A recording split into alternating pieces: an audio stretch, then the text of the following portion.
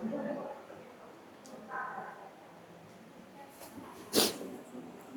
ada acara lagi ke Bu San? Oh, pakai itu kah?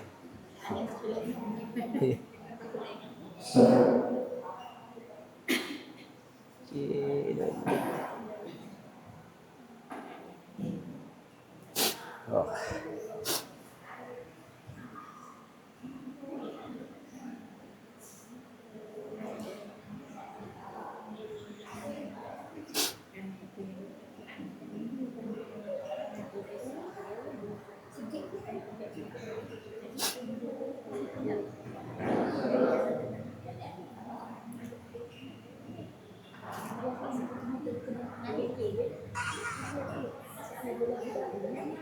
Saya kita mulai Bu I.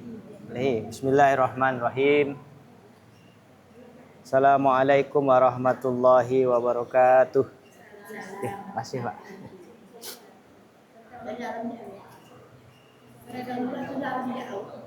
Alhamdulillah. Alhamdulillahirabbil alamin. Wassalatu wassalamu ala asyrofil anbiya'i wal mursalin. Sayyidina wa maulana Muhammadin wa ala alihi wa sahbihi ajma'in. Sudah dalam keluar, Bu? Oh iya. Iya. Alhamdulillah.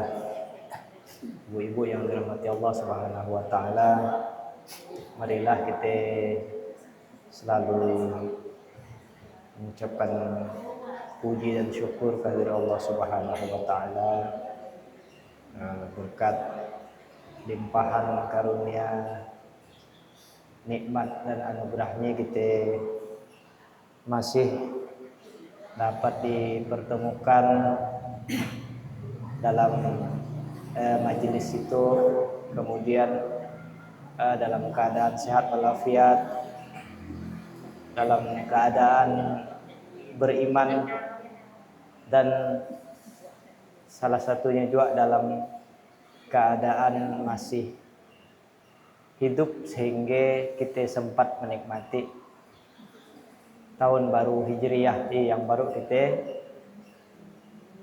jalani sami-sami. Tahun baru Hijrah ini besar maknanya bagi umat Islam sehingga banyak hal yang diekspresikan atau ditampilkan atau dilaksanakan oleh umat muslim terkait peringatan 1448 Hijriah ini, yang tentunya tujuannya tidak bukan adalah supaya kita punya semangat baru, kita punya energi untuk menjalani setahun ke depan, dan yang lebih penting adalah tahun baru Hijriah ini menjadi momentum kita untuk memperbaiki diri, melihat setahun yang lalu apakah amalan kita sudah baik atau lebih banyak masih mudaratnya atau maksiatnya ataupun kesalahan yang kita lakukan. Maka momentum tahun baru itulah sejatinya kita bisa mengevaluasi diri untuk jadi lebih baik lagi. Kata Rasulullah, orang yang selamat, orang yang bahagia adalah orang yang hari itu dia lebih baik dari semari dan esoknya lebih baik dari hari itu.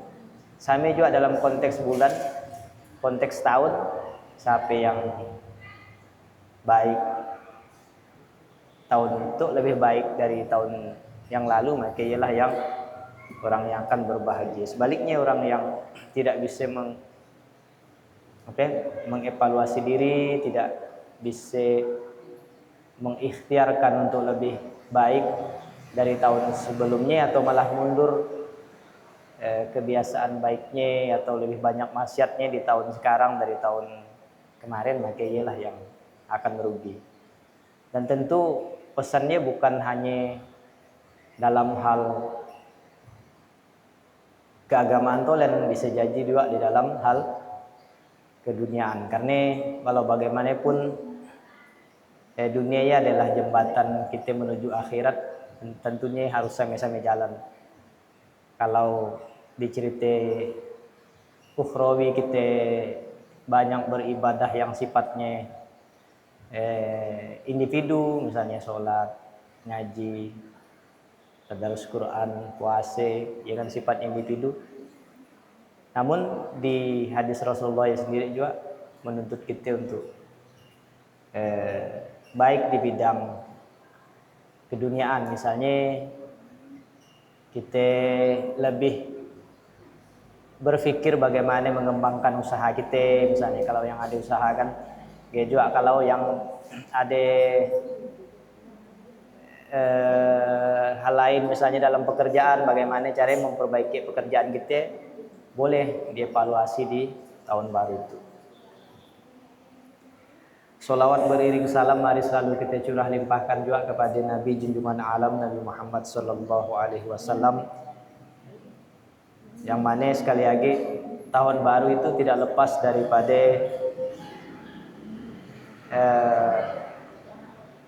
jejak kisah beliau. Kalau tahun baru itu sendiri, walaupun dia adalah ijtihad dari sahabat Umar bin Khattab Amirul Mukminin, namun tetap sejarah mulainya tahun penetapan tahun hijrah itu berdasarkan hijrah Rasulullah ke Madinah. Nah, jadi ibu-ibu pada kesempatan hari ini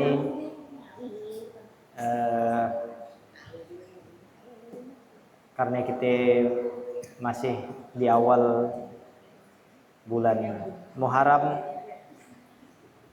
jadi saya akan menyampaikan materi tentang mengambil pelajaran dari hijrah Nabi ke Madinah.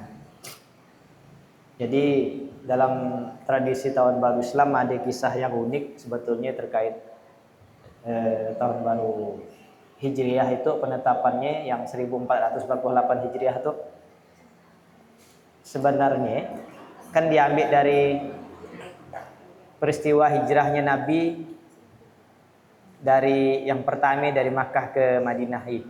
Dan dia ternyata disilah hitungannya sudah 1448 tahun yang lalu. Yang kedua yang uniknya adalah ketika Nabi masih hidup, ketika Nabi hijrah ke Madinah, tidak langsung dijadikan penanggalan tahun hijriah waktu belum. Malah ya terjadi di zaman Umar bin Khattab. Umar bin Khattab itu adalah khalifah yang kedua setelah Rasulullah, Abu Bakar As-Siddiq, baru Umar bin Khattab. Dan di zaman Umar bin Khattab ia sendiri Islamnya udah luas, bahkan ada Baitul Mal, ada lembaga-lembaga negara yang udah ada. Nah, di zaman ialah baru terasa pentingnya penanggalan Islam ini. Ketika Islam itu tidak hanya di Makkah dan Madinah, udah jauh, udah sampai ke, kalau tidak salah, Andalusia waktu Spanyol. Nah, Spanyol walaupun sekarang ya hanya peninggalan Islam banyak di sini, tapi dulu ya Islam pernah besar di sini.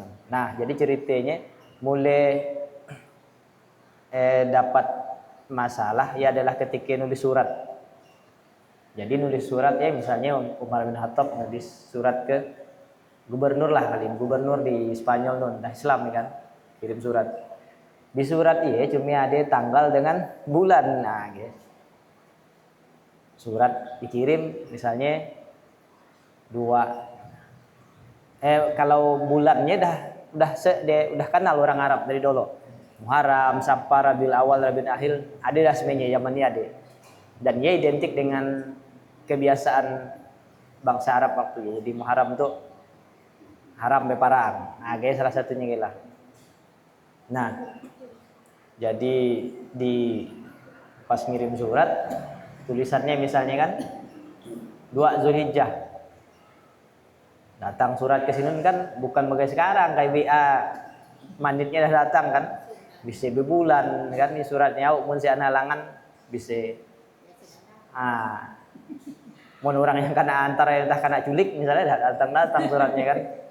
Nah, jadi suratnya hanya ditulis dengan 2 Ramadan misalnya ke tahun ini muncullah ya ketika daerah Islam itu luas jangkauannya, ekspedisi suratnya udah panjang, udah makan waktu, datang surat ke gubernur di sini misalnya 2 Ramadan tuh 2 Ramadan yang bile kira-kira lah itu surat bile tahun itu oke tahun lalu gitu. Jadi akhirnya diputuskanlah oleh Umar bin Khattab untuk beliau berijtihad supaya ada tahun penanggalan tanggal udah ada, bulan udah ada, tahun khusus untuk umat Islam yaitu Hijriyah. Jadi penetapannya tadi dari bila mulainya tuh PK dari ikut capek, ternyata setelah diskusi panjang dapatlah keputusan untuk menjadikan momentum atau tanggal hijrah Rasulullah SAW yang pertama ke Madinah sebagai tahun baru atau tahun khusus untuk orang Islam yaitu tahun baru, tahun Hijriah. Nah, jadi disebutlah tahun Hijriyah, asal katanya hijrah tadi. Jadi gayalah singkat ceritanya yang memang kenapa hijrah itu dipilih. Nah, jadi tidak semudah memutuskan ngomong rapat 2-3 jam tidak. Ternyata kenapa Khalifah Umar memilih peristiwa hijrah bukan peristiwa lain misalnya yang kan banyak peristiwa istimewa kan di zaman Rasulullah kan ada yang lawan kita 1000 perang lawan 10.000 menang ya kan luar biasa sebetulnya kan tapi bukan dia yang diambil atau diangkat namun hijrahnya Rasulullah. Nah ternyata salah satu alasan kenapa dipilih hijrahnya Rasulullah ke Madinah untuk dijadikan awal mulai tahun hijrah adalah karena bahwa di dalam hijrah itu Rasulullah datang ke Madinah dia satu memang dalam kondisi tertindas di Makkah 13 tahun kan di Makkah macam-macam cobaan yang dihadapi oleh Rasulullah kan mulai dari pengikut yang disiksa kan kemudian umat Islam yang diembargo bahkan sampai embargo ekonomi. Embargo ekonomi singkatnya ceritanya gitu misalnya ibu lah ada warung nah itu anggap ibu ada warung saya tuh nak beli dan ibu jualin nah gelah kira-kira nah kan kita tuh udah kehabisan baras kelaparan duitnya ada tapi dan kan nak jualin ialah salah satu kalau nak secara sederhananya embargo ekonomi yang berlaku di zaman Rasulullah di Makkah bahkan ancaman pembunuhan siapa masuk Islam siapa ngikuti Muhammad kami bunuh semuanya satu keluarga nah sampai seperti itu secara terang-terangan makanya oleh sebab itu Rasulullah diperintahkan hijrah ke Madinah. Apakah hijrahnya langsung berhasil? Belum. Jadi sebelum Rasulullah hijrah ke Madinah, Rasulullah tuh sudah berikhtiar untuk hijrah ke Taif. Nah, Rasulullah ke Taif untuk berdakwah, cari dukungan. Ternyata sama juga. Di Taif malah para haji. Rasulullah dihina, dicaci maki dan diperlakukan tidak manusiawi. Nah, salah satunya karena lempari batu, karena lempari kotoran, sampai-sampai ada malaikat yang garam berdoa, Rasulullah kami timpakan gunung ya habis. Nah ya kan, kalau macam zaman nabi-nabi sebelumnya kan, termasuk Nabi Lut ya kan, kaumnya yang durhake langsung tenggelam dalam tanah. Tapi Rasulullah tidak berdakwah seperti ya. Jadi Rasulullah lebih memilih menyangkal malaikatnya, madahkan bahwa alaikanlah orang-orang tu ya belum paham seperti. Ialah salah satu akhlak Rasulullah, walaupun sakit, walaupun menderita, kasih sayangnya dengan umat manusia yang luar biasa, termasuk dengan orang yang menindasnya. Jadi setelah Rasulullah di Taif, Rasulullah diperintahkan Allah untuk hijrah ke Madinah. Jadi hijrah di Madinah, Rasulullahnya sudah mendapat peran yang lebih besar lagi. Bukan hanya sekedar cerita dakwah, bukan hanya sekedar cerita ibadah individu, tapi di sini dapat tugas mengembangkan masyarakat, merangkul masyarakat, membentuk komunitas masyarakat yang bukan hanya orang Islam. Nah, disitulah titik temu sebetulnya kalau kita bisa melihat kenapa Muharram itu ada orang buat kue, ada orang semaingan, ada orang silaturahim, ada orang berkumpul ramai-ramai. Memperingati itu sebetulnya, bukan merayakan, memperingati. Memperingati dalam arti Rasulullah hijrah dulu ngumpulkan orang, ramah tamah dengan seluruh masyarakat, menjalin silaturahmi.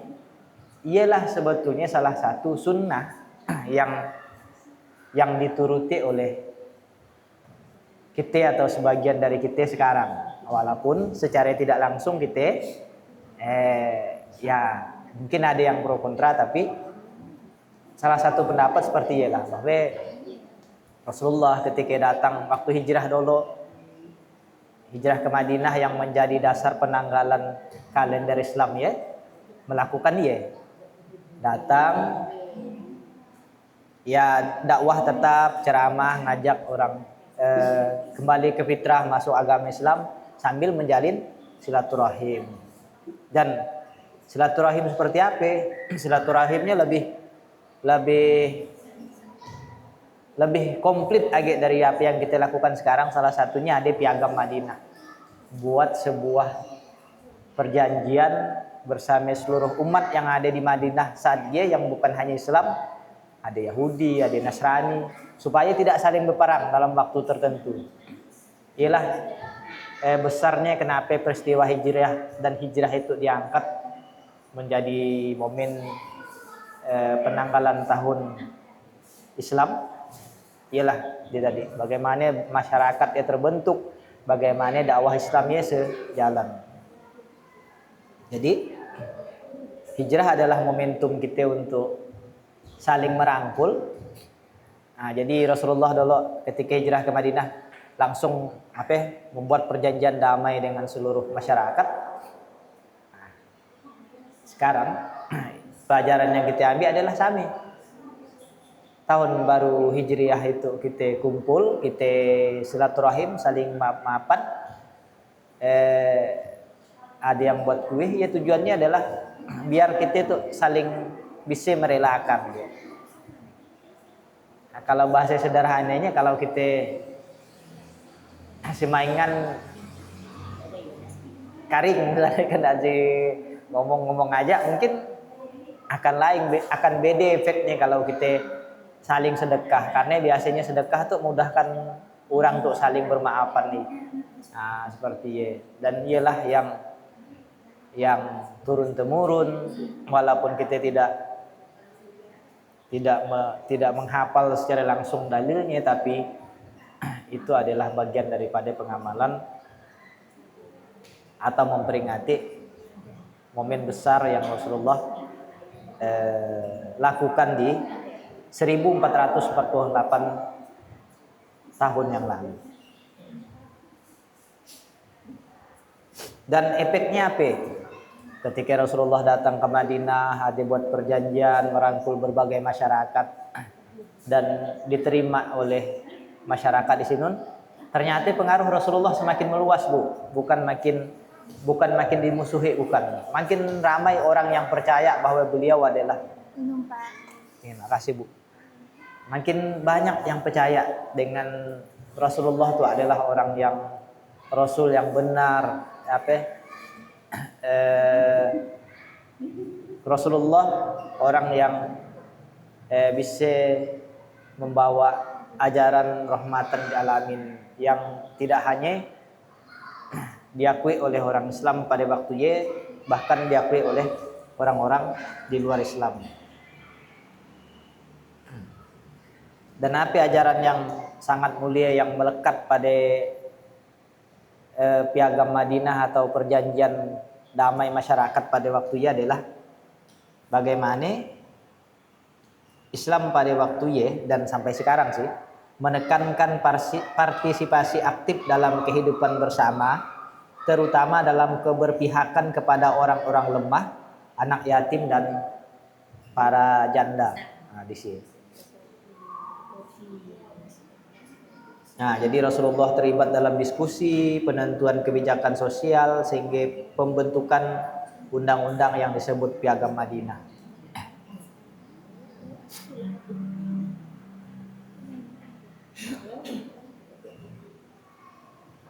Bahkan saking strategisnya posisi Rasulullah di momen hijrah tadi,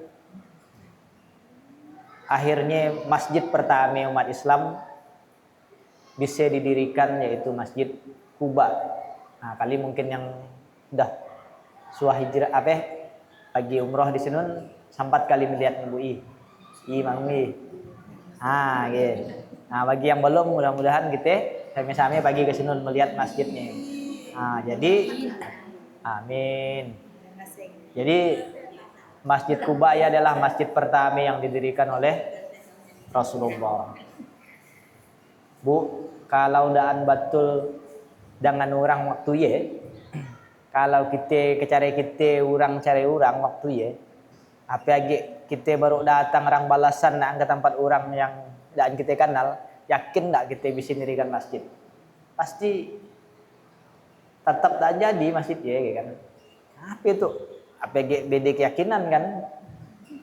Nah, kan kita bagi ke mana ke daerah yang bukan mayoritas kita atau bukan orang daan kenal kita daan kenal dengan orang, dan di sini bukan kita yang berkuasa lah udah sini kan, atau bukan kita yang ramai. Nah, kan? Akhirnya tentu akan kita seorang pasti pun tidak nyaman dia kan seperti. Nah, oleh sebab peristiwa hijrah itu adalah pelajaran yang besar sekali nilainya, yang mudah-mudahan selalu kita ingati, terutama pada poin-poin bagaimana menjaga kesolehan individu dan sosial visi tadi.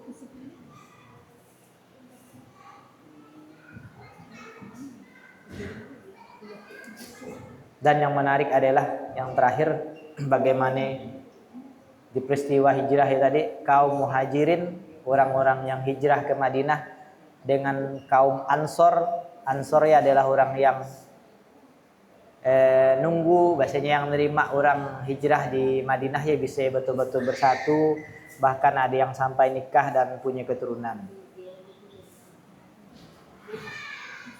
Nah, jadi sekali lagi hijrah itu bukan sekedar pagi, tapi momen bagaimana Islamnya bangkit sebetulnya, Bu. Islamnya mendapat tempat, Islamnya memperluas pengaruhnya di 1448 tahun yang lalu. Nah, jadi bagai titik balik Islam tuh baru di posisi yang lebih nyaman, lepas dari penindasannya disilah bu mulainya.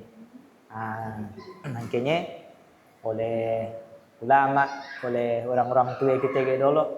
Jadi di 1 Muharram itu betul-betul digunakan untuk tanggal ceramah atau saling silaturahim atau bahkan ada yang semaingan orang seperti itu.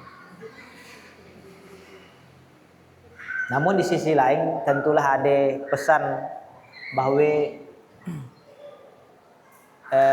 peringatan tahun baru Hijriah itu jangan sampai menjadi peringatan tolen.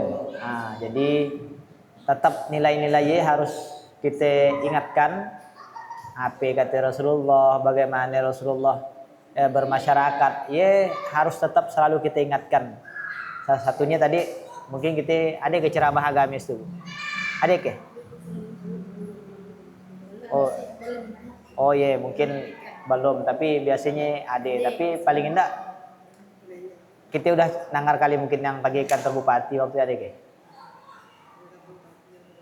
Nah ada tausiah BKMT kan tahun baru Hijriah, mungkin ada yang ikut. Nah salah satunya jagailah paling enggak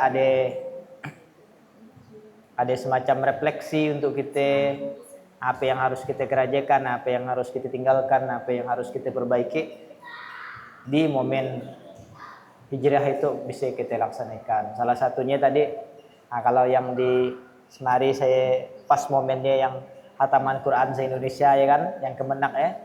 Nah, saya minta ibu-ibu ikut yang pas momen ngajinya kan, biar APKT dalam sambutan Pak Dirjen Bimas Islam supaya energi Al-Quran itu memperbaharui energi kita supaya kita itu makin bagus jalani setahun ke depan. Nah, seperti itu.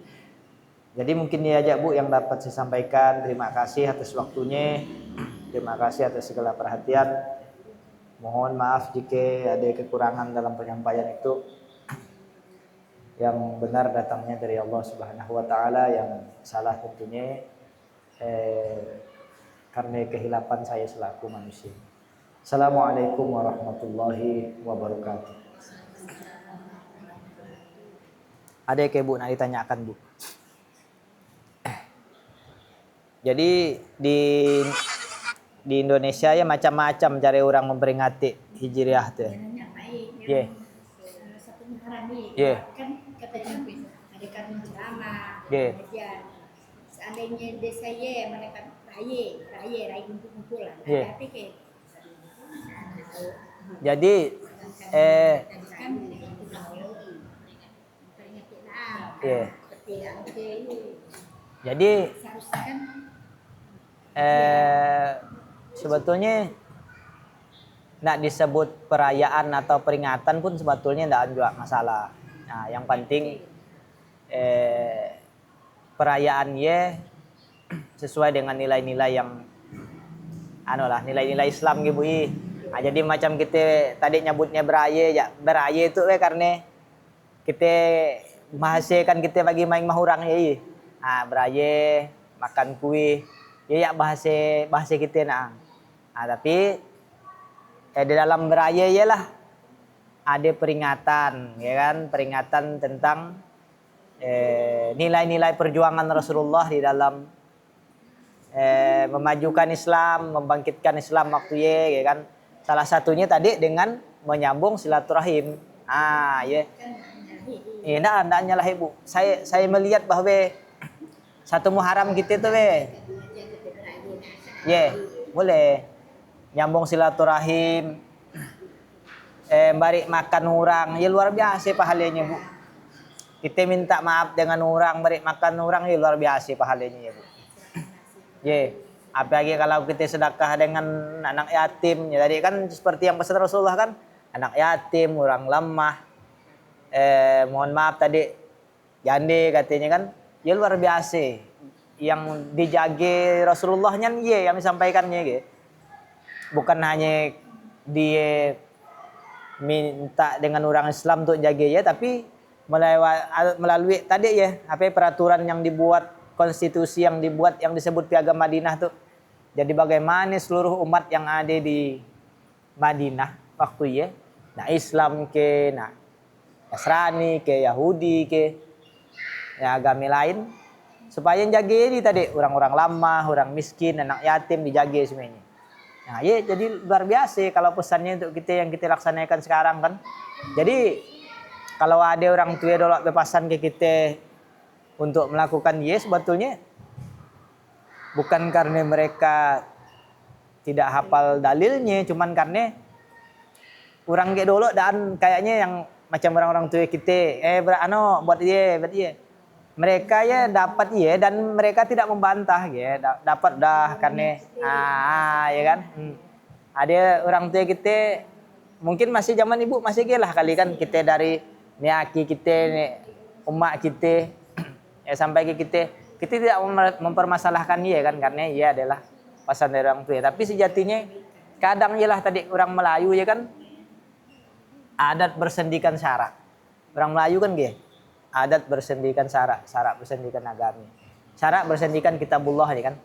Artinya jarang Bu. Kita tuh jarang menggunakan kutiba alaikumusiyam. Kita orang Melayu tuh dan banyak sih lebih kepada berbuat dakwah apa namanya? Bukan pakai kata-kata tapi dakwah berbuat gitu. Nah, tadi macam kita melakukan dakwah bilhal kan namanya.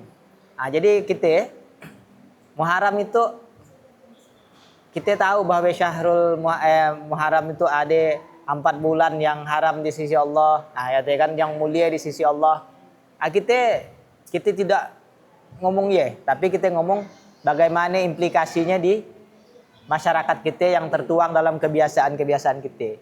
Ajalah uniknya orang Melayu. Nah, ya kan? Saya yakin kalau tradisi itu tidak baik, saya yakin ini udah terfilter oleh Muhammad Basim Imron, ya kan, si Ahmad Khotib Sambas pasti udah ngomong dari dulu karena mereka ya orang-orang besar yang muridnya luar biasa banyaknya kan. Nah, seperti ya Bu kira-kira. Jadi menurut saya seperti ya. Jadi kita tadi orang Melayu, bagi orang Sambas ya, adat bersendikan syarak bersendikan kitabullah. Ada di kira-kira bahasa ini. Ya. Satu Muharram iya. Satu Muharram.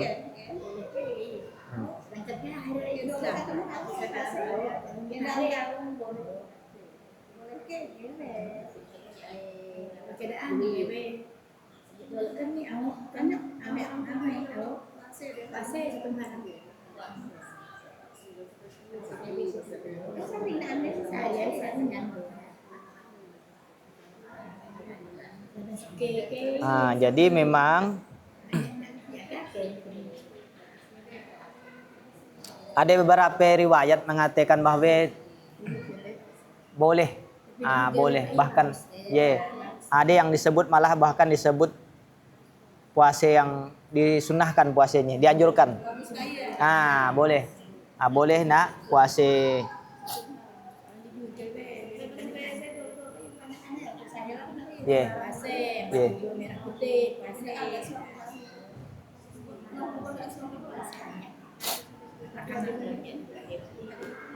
Jadi atau yang lebih spesifik lagi nanti kita puasa Tasu'a, puasa Tasu'a dan Asyura, Asyura ya.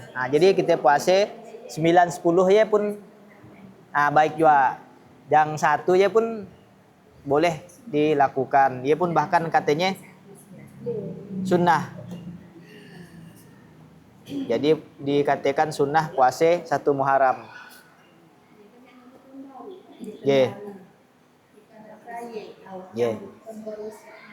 Betul. Jadi ialah tadi ada berbagai macam ekspresi,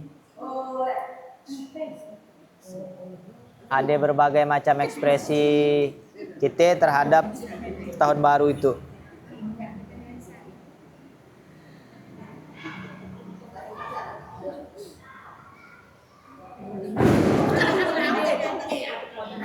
Bahkan kata dalam riwayat dikatakan bahwa puasa di bulan Muharram itu makin banyak makin baik. Makin banyak makin baik. Tapi ingat Bu, puasa sunnah itu karena dia bukan wajib Jadi memang ada di beberapa riwayat mengatakan bahwa Rasulullah tuh mun kalau dia puasa sunnah karena ajak saruan gitu, beliau bacakan gitu. Dia lebih karena saking adabnya beliau terhadap anaknya. Jadi misalnya beliau dalam arti lah bukan ngerajekan lah kalau kayak kan bacanya kan. Oh Rasulullah puasa itu ajak makan bah kayak itu. Misalnya ada sahabat yang punya hajat gitu punya hajat lalu ngajak kita tahu Rasulullah puasa kalau masih dalam puasa sunnah beliau ikut makan gitu. Jadi tidak menutup kemungkinan Bu suatu saat ibu tang puasa pada satu hari Muharram lalu ada ajakan undangan selamatan orang di satu Muharram nih kan. Biasanya kan macam-macam tuh ya, ada yang buat lontong, ada yang buat kue, ada yang semaingan.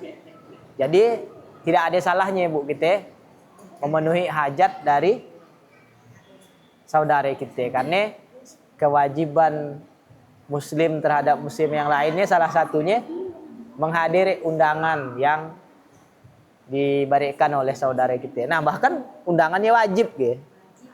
Undangannya wajib dan puasanya sunnah.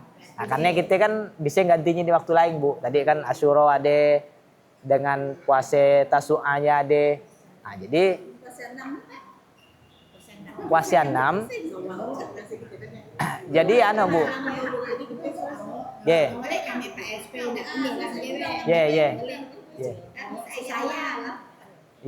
Jadi memang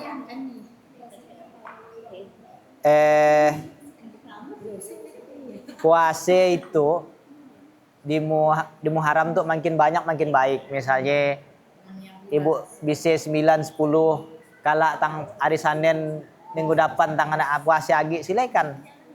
Yang penting syarat dan ketentuannya terpenuhi, misalnya tidak halangan, ya kan seperti itu. Bahkan di Imam Nawawi, menurut Imam Nawawi 11 Muharramnya boleh puasa. 9, 10, 11 malah disampaikan bahwa boleh dipuasakan. Kenapa puasa Muharramnya penting? Karena puasa Muharram mengajarkan bahwa salah satunya puasa yang utama, bahkan menurut ulama itu menurut hadis adalah puasa Muharram tuh Bu. Jadi ada puasa Syawal kan, puasa Syawal kalau sampai puasa 6 hari bulan Syawal sampai kan puasa setahun penuh. Termasuk Muharram itu disebutkan bahwa puasa Muharram menjadi puasa yang paling utama karena Muharram merupakan awal tahun baru.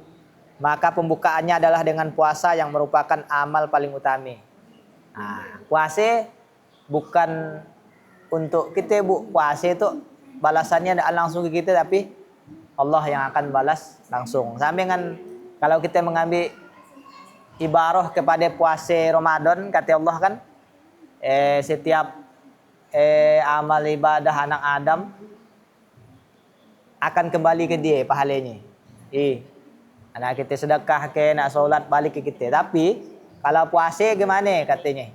Puasa itu aku seorang yang akan beri nilainya kata Allah. Jadi kayalah ketika puasa itu makanya dianjurkan banyak untuk dilakukan di bulan Muharram. Bahkan itu diriwayatkan oleh Imam Muslim Bu, hadisnya bahwa puasa yang paling utama sebagaimana hadis riwayat Imam Muslim adalah yang laka puasa Ramadan tadi, puasa Muharram di bulan Muharram Bu. Jadi sama-sama lah mudah-mudahan kita Allah beri kesempatan untuk puasa di bulan Muharram. Yang kedua, karena Muharram itu adalah bulan yang mulia. Kalau sering kita dengar bahwa sungguhnya bulan-bulan yang mulia di sisi Allah ya adalah 4 bulan, ya kan? Salah satunya ada bulan Muharram. Nah, seperti ada bulan Ramadan nih. Apa lagi, Bu? Zulhijjah, Bu, bulan haji kan? Termasuk bulan Muharramnya juga. Seperti itu.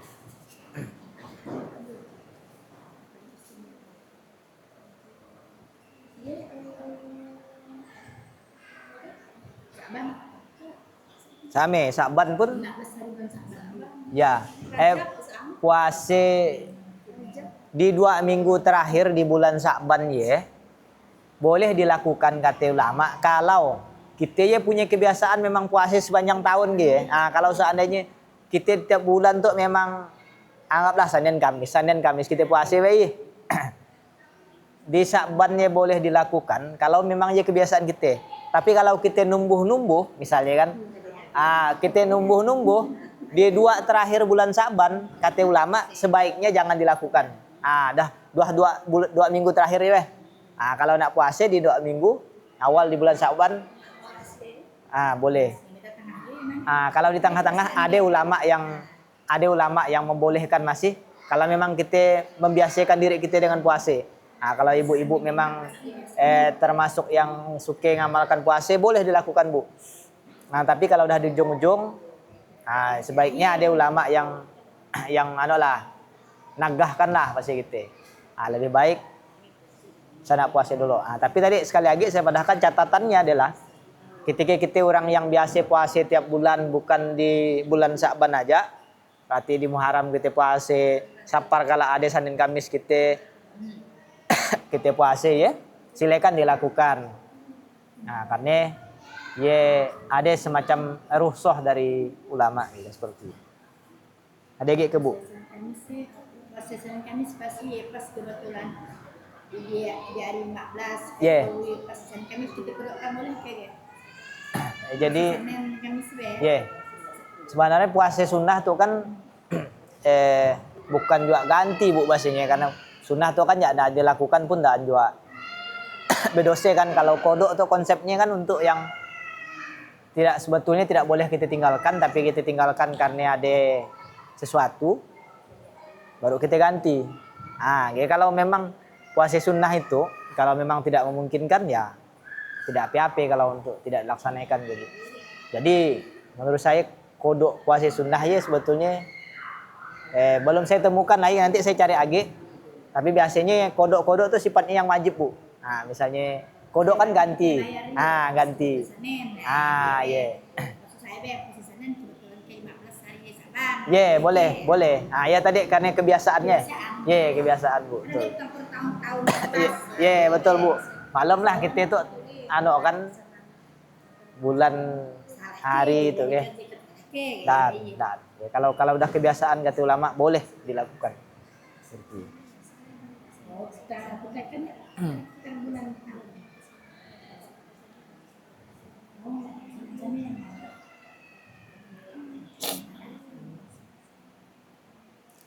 Jadi salah satu hikmahnya adalah puasa di bulan Muharram itu supaya pikiran kita jernih, Bu. Biasa kan ya, mun kita kanyang payah kita nak mikirin. Boleh, Bu. Jadi ada penelitian kesehatan lagi ya. Sebenarnya saya bukan orang kesehatan, tapi kalau ada ibu-ibu kalau keluarganya atau ibu-ibu yang orang kesehatan boleh dikoreksi saya. Kata orang yang ahli saraf mengatakan bahwa manusia itu bukan saraf gila, bukan. Ahli saraf lah, yang saraf neurologi kayak apa masih gila. Bahwa sebenarnya kondisi manusia itu mun nak bagus ya harus disakiti kayak bahasanya sakiti dalam arti gimana nih? Bukan kita rela kan minta sakiti, bukan. Gitu misalnya, Bu, kita harus dipicu oleh rasa sakit sedikit gitu. Misalnya kalau kita puasa itu kan busuk kita beribadahi, atau cobalah, Bu, mana nyaman lah, jujur aja, mana nyaman lah kita beribadah waktu laka betawa tolen atau laka asena sadih sedikit. Yang lebih husuk kita sholat atau atau ngaji tang rupe sahdunya ibu apa ngaji kan nggak salah sambap mati menangis misalkan seperti itu. Jadi kalau teori ya betul berarti sejalan dengan cara kita berpikir, termasuk bagaimana sejarah puasa menaklukkan nafsu. Nafsu itu diazab ke neraka panas dan mampan, di azab ke neraka dingin tak mampan. Ada neraka dingin bukan neraka anak tolen. Ada, carilah kalau di Al-Quran. Neraka panas ada, neraka dingin ada. Diazab 500 tahun kepanasan nafsu dan mampan. Diazab dengan dibakukkan 500 tahun dan mampan. Dipuasakan mampan. Artinya gaya Bu, kalau kita nak lancar beribadah, puasa ya penting. Termasuk bulan hijrah itu mengajarkan bahwa hijrah itu adalah bagian dari perpindahan dari susah menjadi senang. Salah satunya kan Rasulullah 13 tahun ditindas di Makkah, di boykot yang sampai pakai batu ngalasik parut nahanek lapar. Ia ada di 13 tahun ia sebelum hijrah. Dan ialah yang ingin kita peringati sebetulnya. Betapa bersyukurnya kita Islam sekarang. Si An Bu yang bagi ke masjid kena lempari batu si An. Si An yang kena lempari kotoran si An. Nah, ya kan? Atau si An yang kena ancam kena bunuh orang keluarga kita apa si An. Ialah yang harus kita peringati, yang harus kita anukan. Dan wajar kalau untuk mengingati hal-hal yang mulia seperti ini kita melakukannya dengan puasa. Puasa bisa menekan nafsu, akal kita jadi lancar dan pikiran kita bisa jernih. Nah, disinilah nanti pikiran jernih yang akan mengarahkan kita kepada hal-hal baik. Sedekah, sholat sunnah, sholat wajib, ya kan, dan lain sebagainya. Dari hal susah ke senang, bahkan dari yang asalnya berbuat baik untuk diri seorang bisa berbuat baik untuk orang lain. Gila Bu kira-kira. Dan hijrah yang mengajarkan bahwa sholat atau ibadah ibadah individu kita belum cukup untuk kita meraih keridhaan Tuhan, tapi ternyata dengan kesolehan sosial atau kesolehan bagaimana kita memperlakukan orang lain. Nah, okay. Jadi tidak hanya pada diri kita seorang, tapi bagaimana kita berakhlak dengan kawan kita, bagaimana berakhlak dengan tetangga kita, bahkan berakhlak dengan orang yang tidak kita suka. Nah, inilah Bu kira-kira. Cukup kali Bu, dah jam 4:30. Mungkin ada yang nak bekamas di rumah. Ada anak nak dimandikan kalau jadi kelah. Berarti ayahnya jadi kayak kalau tapi biasanya kalau kita yang laka melakukan ketaatan, laka sholat, laka ngaji, biasanya jak dibuka pikiran nak ngape-ngape kan di rumah, biasanya kan suke ngerajakannya gitu. Nah, biasanya gitu. Karena bawaan perasaan kita laka melakukan ketaatannya kan luas gitu rasanya weh. Rahmat tuh kan jak meluaskan nih. Beda kalau kita ada yang melakukan salah kacau kan gitu pikiran kita kan. Nah, gila atau ada yang belum beres biasanya ya nyuruh kacau ke lain. Cobalah pun kita belum sholat, waktunya dah nak habis, kita masih ada kerja misalnya kan seperti. Madam ya. Seperti lah kira-kira.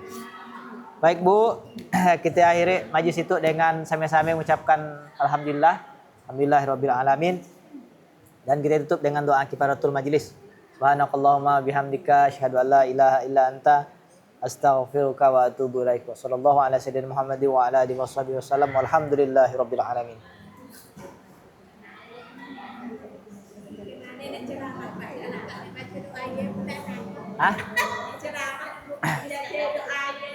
Anak Bu, ya saya padakan. Eh, barang itu ya anu.